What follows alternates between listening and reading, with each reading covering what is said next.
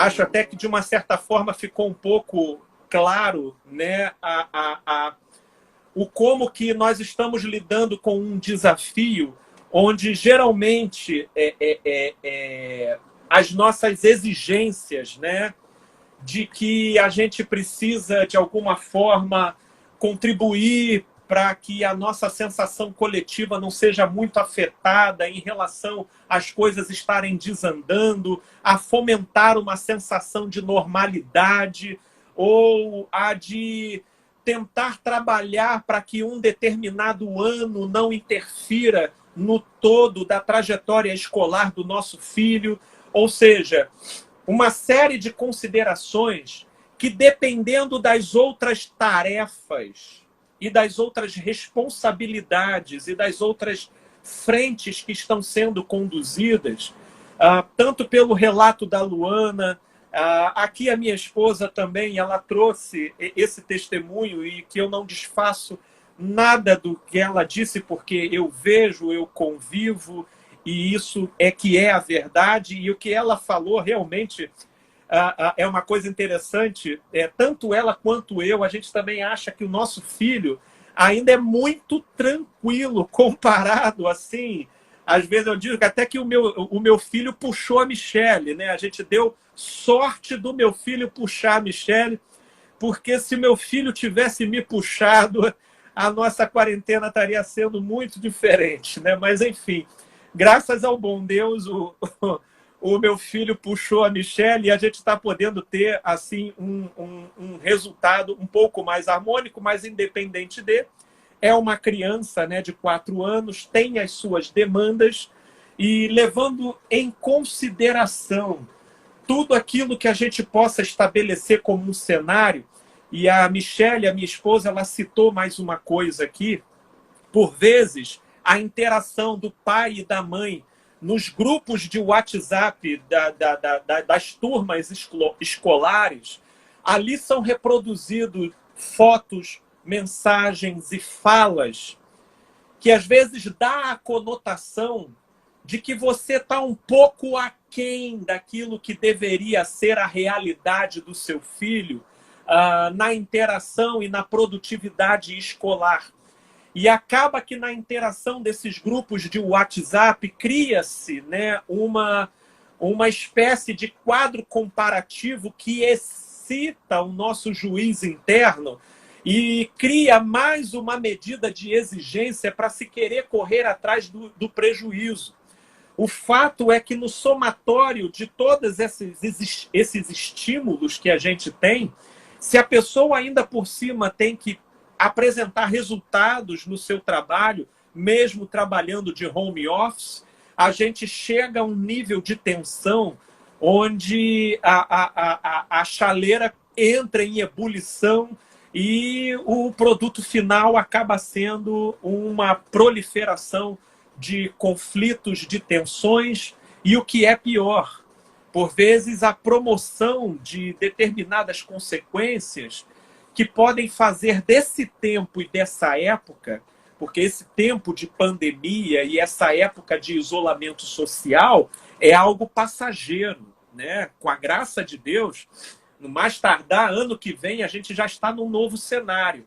Mas dependendo do modo como a gente vai lidar com esse momento, podem acabar sendo deflagrados consequências que vão seguir para muito adiante desse tempo de isolamento, né? E eu acho que mais do que a gente visar determinados resultados, determinados desempenhos, a gente vai chegar um momento que precisamos decidir o que é prioridade, quais são as implicações que podem ser reversíveis e aquelas que fatidicamente podem se tornar irreversíveis, né? Porque um filho perder um ano, será que isso é tão irreversível? Será que a maior dor desse tipo de coisa não seria um golpe narcísico na consideração dos próprios pais, na maneira como eles imaginariamente interagem com os seus companheiros e com a sociedade? Será que, de repente, o filho repetir seja uma coisa que crie complicações na escola? Porque aí, dependendo da medida de exigência que a escola coloque, a reprovação pode gerar comprometimento do aluno no quadro institucional, e aí são outros 500. Agora, por exemplo, se de repente você substituir todo esse esforço que é feito na direção de ele seguir um cronograma que não só ele apresenta dificuldade e aumenta o desgaste da sua interação com o seu filho e altera o seu temperamento, gerando uma desestabilidade no relacionamento familiar, será que, de repente, a substituição desse objetivo por um que seja mais viável, mais plausível, mais factível, como, por exemplo, jogos educativos, atividades lúdicas que possam manter a criança ali em contato com alguma coisa apta e propícia para o aprendizado e para o crescimento, até que, de repente, num próximo panorama, a coisa possa ser trabalhada de outra forma. Enfim, o fato é que a grande proposta é que essas coisas precisam ser colocadas na balança, né?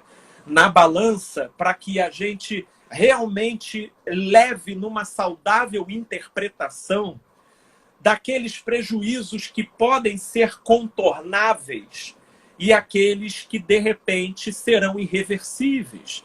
Alguns não precisarão fazer essa escolha de Sofia, né? Esse tipo de escolha onde você está consciente de que terá um prejuízo, você só terá que escolher qual, né? Alguns conseguirão passar de maneira incólume por esse período sem ter a reverberação de maiores prejuízos, mas outros, ou seja, num cenário que não é o ideal, eles terão que escolher não aquilo que seria o ideal, porque, sinceramente, vamos todos combinar que nós não estamos no cenário ideal. A gente terá que escolher aquele que seja o menor mal possível.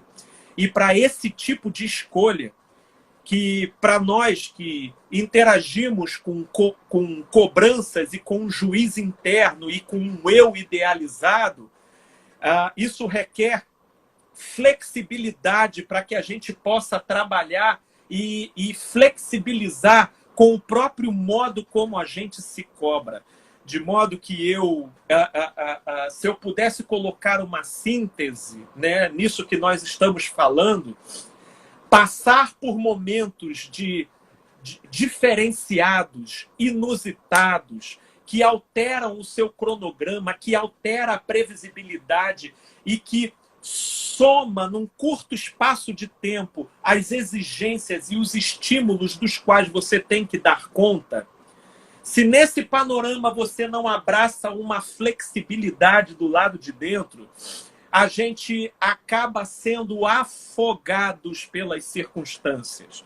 Portanto, já está aqui, ó, o meu amigo Gustavo dizendo: juiz interno em suspensão temporária. Meu amigo, se não for em suspensão temporária do nosso superego, na linguagem freudiana, ou nessa nossa linguagem mais comum, nosso juiz interno, se o nosso juiz interno não puder ter a atividade suspensa, ele tem que ter, no mínimo, o seu poder limitado. Limitado.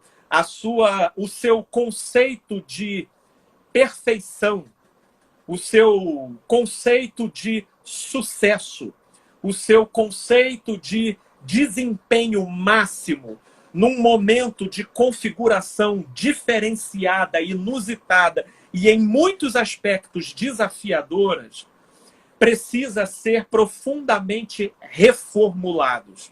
Porque o que é falar de perfeição no contexto X? O que é falar de desempenho máximo no contexto Y? O que é falar de sucesso no contexto em que nós estamos vivendo? Portanto, façamos o que podemos com aquilo com que temos. Eu acho que essa é a a solução aqui para a gente refletir.